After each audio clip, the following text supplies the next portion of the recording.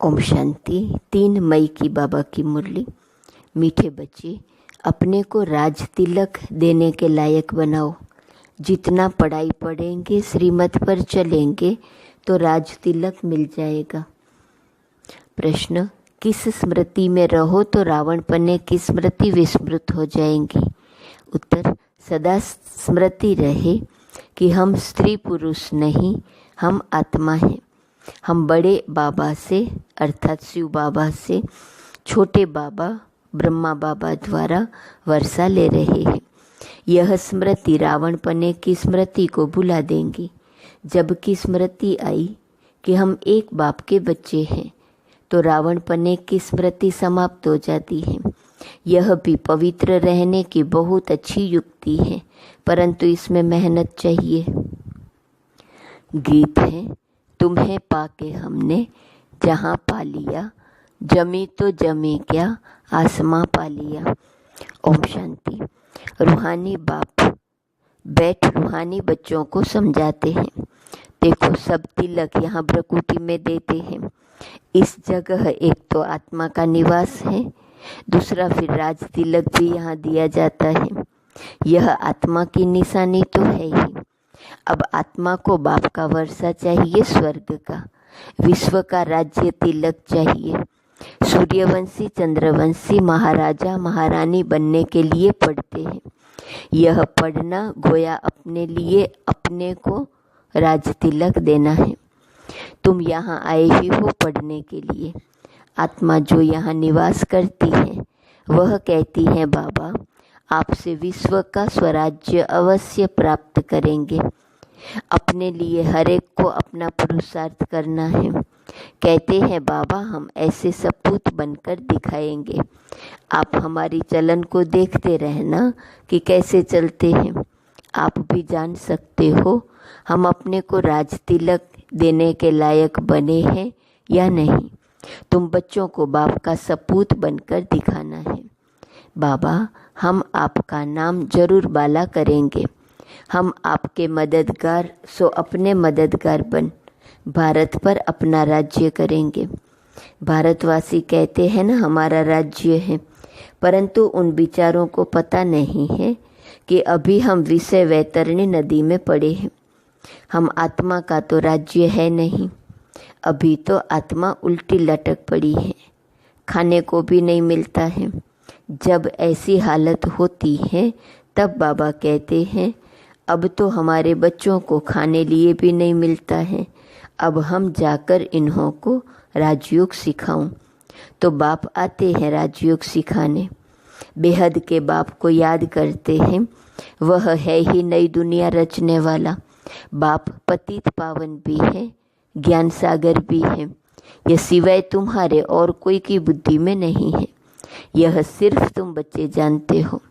बरोबर बाबा ज्ञान का सागर, सुख का सागर है। यह महिमा पक्की याद कर लो, भूलो नहीं। बाप की महिमा है ना, वह बाप पुनर्जन्म रहित है। कृष्ण की महिमा बिल्कुल न्यारी है। प्राइम मिनिस्टर, प्रेसिडेंट की महिमा तो अलग अलग होती है ना। बाप कहते हैं, मुझे भी इस ड्रामा में ऊंचते ऊंच पार्ट मिला हुआ है। ड्रामा में एक्टर्स को मालूम होना चाहिए ना कि यह बेहद का ड्रामा है। इनकी आयु कितनी है, अगर नहीं जानते तो उनको बेसमझ कहेंगे, परंतु यह कोई समझते थोड़े ही हैं। बाप आकर कॉन्ट्रास्ट बताते हैं कि मनुष्य क्या से क्या हो जाते हैं। अभी तुम समझ सकते हो। मनुष्यों को बिल्कुल पता नहीं है कि 84 जन्म कैसे लिए जाते हैं। भारत कितना ऊंच था, चित्र है ना। सोमनाथ मंदिर से कितना धन लूट कर ले गए, कितना धन था। अभी तुम बच्चे यहाँ बेहद के बाप से मिलने आए हो। बच्चे जानते हैं बाबा से राज तिलक श्रीमत पर लेने आए हैं। बाप कहते हैं पवित्र जरूर बनना पड़ेगा। जन्म जन्मांतर विषय वैतरणी नदी में गोते खाकर थके नहीं हो। कहते भी हैं हम पापी हैं, मुझ निर्गुण हारे में कोई गुण नहीं। तो जरूर कभी गुण थे जो अब नहीं है। अभी तुम समझ गए हो हम विश्व के मालिक सर्वगुण संपन्न थे। अभी कोई गुण नहीं रहा है। यह भी बाप समझाते हैं। बच्चों का रचयिता है ही बाप, तो बाप को ही तरस पड़ता है सभी बच्चों पर। बाप कहते हैं मेरा भी ड्रामा में यह पार्ट है।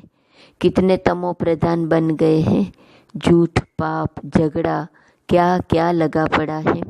सब भारतवासी बच्चे भूल गए हैं कि हम कोई समय विश्व के मालिक डबल सिरताज थे। बाप उन्हें स्मृति दिलाते हैं तुम विश्व के मालिक थे, फिर तुम 84 जन्म लेते आए हो, तुम अपने 84 जन्मों को भूल गए हो। वंडर है, 84 के बदले 84 लाख जन्म लगा दिए हैं। फिर कल्प की आयु भी लाखों वर्ष कह देते। घोर अंधियारे में है न, कितनी झूठ है। भारत ही सचखंड था, भारत ही झूठ खंड है। झूठ खंड किसने बनाया, सचखंड किसने बनाया, यह किसको पता नहीं। रावण को बिल्कुल ही जानते नहीं। भक्त लोग रावण को जलाते हैं। कोई रिलीजियस आदमी हो, उनको तुम बताओ कि मनुष्य ये क्या क्या करते हैं। सतयुग जिसको हेवन पैराडाइज कहते हो, वहाँ शैतान रावण कहाँ से आया। हेल के मनुष्य वहाँ के हो कैसे सकते। तो समझेंगे यह तो बरोबर भूल है। तुम राम राज्य के चित्र पर समझा सकते हो, इसमें रावण कहाँ से आया।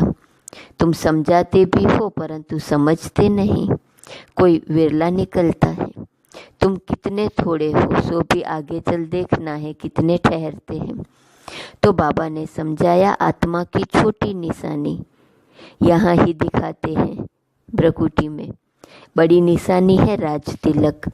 अभी बाप आया हुआ है, अपने को बड़ा तिलक कैसे देना है, तुम स्वराज्य कैसे प्राप्त कर सकते हो, वह रास्ता बताते हैं। उसका नाम रख दिया है राजयोग। सिखलाने वाला है बाप। श्री कृष्ण थोड़े ही बाप हो सकता है, वह तो बच्चा है। फिर राधे के साथ स्वयंवर होता है, तब एक बच्चा होगा। बाकी श्री कृष्ण को इतनी रानियां आदि दे दी हैं, यह तो झूठ है न। परंतु यह भी ड्रामा में नूंद है, ऐसी बातें फिर भी सुनेंगे। अभी तुम बच्चों की बुद्धि में है, कैसे हम आत्माएं ऊपर से आती है पाल्ट बजाने, एक शरीर छोड़ दूसरा लेती है। यह तो बहुत सहज है न। बच्चा पैदा हुआ, उनको सिखलाते हैं यह बोलो, तो सिखलाने से सीख जाता है। तुमको बाबा क्या सिखलाते हैं, सिर्फ कहते हैं बाप और वर्षे को याद करो। तुम गाते भी हो, तुम माता पिता हम बालक तेरे। आत्मा गाती है ना, बरोबर सुख गनेरे मिलते हैं। तुम बच्चे जानते हो शिव बाबा हमको पढ़ा रहे हैं। यहाँ तुम शिव बाबा के पास आए हो। भागीरथ तो मनुष्य का रथ है ना, इसमें परम पिता परमात्मा विराजमान होते हैं। परंतु रथ का नाम क्या है, ब्रह्मा, क्योंकि ब्रह्मा द्वारा ब्राह्मण रचते हैं न। पहले होते ही है ब्राह्मण चोटी, फिर देवता। पहले तो ब्राह्मण चाहिए, इसलिए विराट रूप भी दिखाया है। तुम ब्राह्मण ही फिर देवता बनते हो। बाप बहुत अच्छी रीति समझाते हैं, फिर भी भूल जाते हैं। बाप कहते बच्चे सदा स्मृति रखो कि हम स्त्री पुरुष नहीं, हम आत्मा हैं। हम बड़े बाबा अर्थात शिव बाबा से छोटे बाबा ब्रह्मा बाबा द्वारा वर्षा ले रहे हैं, तो रावण पने की स्मृति विस्मृत हो जाएंगी। यह पवित्र रहने की अच्छी युक्ति है। बाबा के पास बहुत जोड़े आते हैं, दोनों ही कहते हैं बाबा। जबकि स्मृति आई है हम एक बाप के बच्चे हैं, तो फिर रावण पने की स्मृति विस्मृत हो जानी चाहिए। मेहनत बिगड़ तो कुछ चल न सके। हम बाबा के बने हैं, उनको ही याद करते हैं। बाप भी कहते हैं मुझे याद करो तो विकर्म विनाश होंगे। 84 जन्मों की कहानी भी बिल्कुल सहज है, बाकी मेहनत है बाप को याद करने में। बाप कहते हैं कम से कम पुरुषार्थ कर 8 घंटा तो याद करो, 1 घड़ी आधी घड़ी। क्लास में आओ तो स्मृति आएंगी। बाप हमको यह पढ़ाते हैं। अभी तुम बाप के सन्मुख हो न। बाप बच्चे बच्चे कह समझाते हैं, तुम बच्चे सुनते हो, बाप कहते हैं हियर नो इविल। यह भी अभी की ही बात है। अभी तुम बच्चे जानते हो हम ज्ञान सागर बाप के पास सन्मुख आए हैं। ज्ञान सागर बाप तुमको सारे सृष्टि का ज्ञान सुना रहे हैं। फिर कोई उठाए न उठाए वो तो उनके ऊपर है। बाप आकर अभी हमको ज्ञान दे रहे हैं। हम अभी राजयोग सीखते हैं। फिर कोई भी शास्त्र आदि भक्ति का अंश नहीं रहेगा। भक्ति मार्ग में ज्ञान रिंचक मात्र नहीं, ज्ञान मार्ग में फिर भक्ति रिंचक मात्र नहीं। ज्ञान सागर जब आए तब वो ज्ञान सुनाए। उनका ज्ञान है ही सद्गति के लिए। सद्गति दाता है ही एक, जिसको ही भगवान कहा जाता है। सब एक ही पतित पावन को बुलाते हैं, फिर दूसरा कोई हो कैसे सकता। अभी बाप द्वारा तुम बच्चे सच्ची बातें सुन रहे हो। बाप ने सुनाया, बच्चे मैं तुमको कितना साहूकार बना कर गया था। 5000 वर्ष की बात है। तुम डबल सिर ताज थे, पवित्रता का भी ताज था। फिर जब रावण राज्य होता है तब तुम पुजारी बन जाते हो। अब बाप पढ़ाने आए हैं तो उनकी श्रीमत पर चलना है, औरों को भी समझाना है। बाप कहते हैं मुझे यह शरीर लोन लेना पड़ता है। महिमा सारी उस एक की ही है। मैं तो उनका रथ हूँ, बैल नहीं हूँ। बलिहारी सारी तुम्हारी है। बाबा तुमको सुनाते हैं, मैं बीच में सुन लेता हूँ। मुझ अकेले को कैसे सुनाएंगे। तुमको सुनाते हैं, मैं भी सुन लेता हूँ। यह भी पुरुषार्थी स्टूडेंट है, तुम भी स्टूडेंट हो। यह भी पढ़ते हैं, बाप की याद में रहते हैं, कितना खुशी में रहते हैं। लक्ष्मी नारायण को देख खुशी होती है, हम यह बनने वाले हैं। तुम यहाँ आए ही हो स्वर्ग के प्रिंस प्रिंसेस बनने। राजयोग है न, एम ऑब्जेक्ट भी है, पढ़ाने वाला भी बैठा है। फिर इतनी खुशी क्यों नहीं होती है। अंदर में बहुत खुशी होनी चाहिए। बाबा से हम कल्प कल्प वर्षा लेते हैं। यहाँ ज्ञान सागर के पास आते हैं, पानी की तो बात ही नहीं है। यह तो बाप सन्मुख समझा रहे हैं। तुम भी यह देवता बनने के लिए पढ़ रहे हो। बच्चों को बहुत खुशी होनी चाहिए। अभी हम जाते हैं अपने घर। अब जो जितना पढ़ेंगे उतना उच्च पद पाएंगे। हर एक को अपना पुरुषार्थ करना है। दिल से कष्ट मत बनो, बहुत बड़ी लॉटरी है। समझते हुए भी फिर आश्चर्यवत भागंती हो, पढ़ाई को छोड़ देते हैं। माया कितनी प्रबल है। अच्छा, मीठे मीठे सिकिलते बच्चों प्रति माता पिता बाप दादा का याद प्यार और गुड मॉर्निंग। रूहानी बाप की रूहानी बच्चों को नमस्ते। रूहानी बच्चों की रूहानी बाप को नमस्ते नमस्ते नमस्ते। धारणा के लिए मुख्य सार, पहली पॉइंट, अपने को राज तिलक देने के लायक बनाना है। सपूत बच्चा बनकर सबूत देना है। चलन बड़ी रॉयल रखनी है। बाप का पूरा पूरा मददगार बनना है। दूसरी पॉइंट, हम स्टूडेंट हैं, भगवान हमें पढ़ा रहे हैं। इस खुशी से पढ़ाई पढ़नी है। कभी भी पुरुषार्थ में दिल से कष्ट नहीं बनना है। वरदान, अपने अधिकार की शक्ति द्वारा त्रिमूर्ति रचना को सहयोगी बनाने वाले मास्टर रचयिता भव। त्रिमूर्ति शक्तियाँ मन बुद्धि संस्कार, यह आप मास्टर रचयिता की रचना है। इन्हें अपने अधिकार की शक्ति से सहयोगी बनाओ। जैसा राजा स्वयं कार्य नहीं करता, कराता है। करने वाले राज्य कारोबारी अलग होते हैं। ऐसे आत्मा भी करावनहार हैं। करनहार ये विशेष त्रिमूर्ति शक्तियाँ हैं।